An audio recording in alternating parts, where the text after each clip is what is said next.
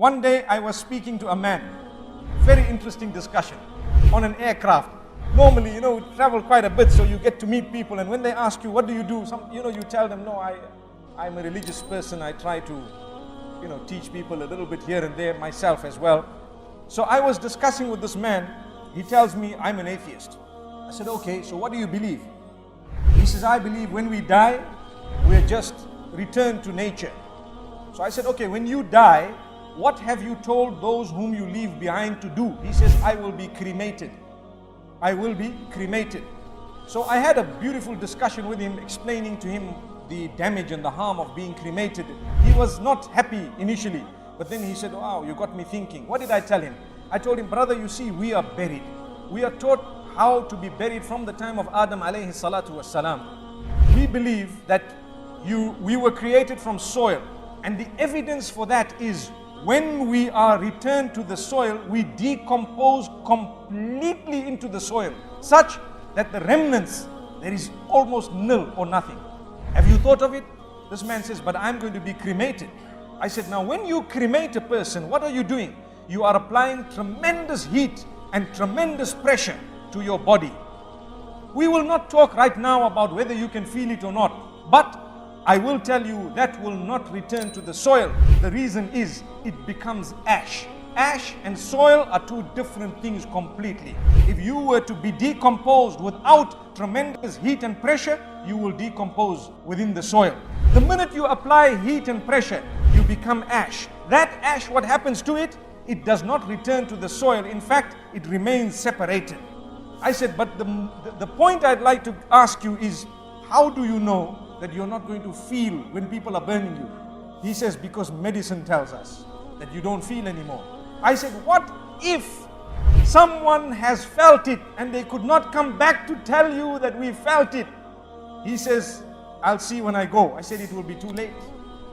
No answer. I'll see when I go. It's too late, because people are saying, okay, you're going to burn me. And I start saying, but you want the punishment already whilst you're still leaving the world, not even got to the life after, the hereafter, so to speak, in the proper sense. And then he looks at me and he says, but you've got me thinking. And I told him something else. I said, okay, my brother, listen to me. Let's say, for example, what you are saying and what I am saying. Put it to the litmus test.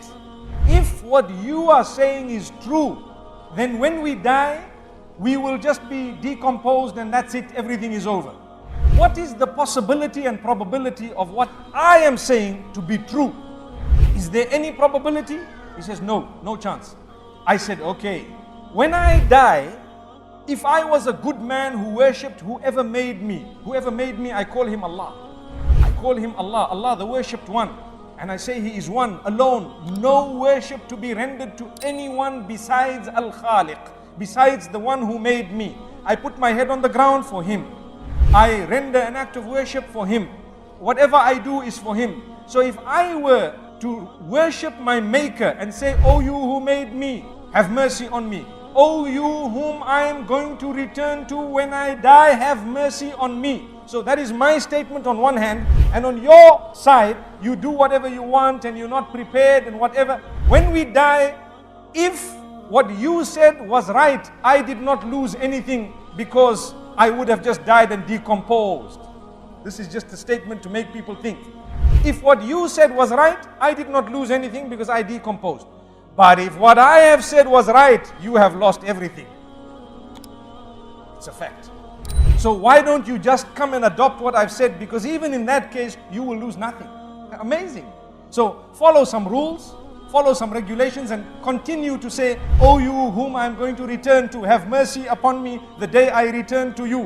When you return to someone, like you are saying, there may be a probability according to them, but you would have lost everything if what I said was true. He said, well, I'm going to think about it and think about it seriously. He says, you're the first person who's made me shaky in what I believe. I said, you know what? That means you have not spoken to enough people, because even a child will tell you that there is a maker.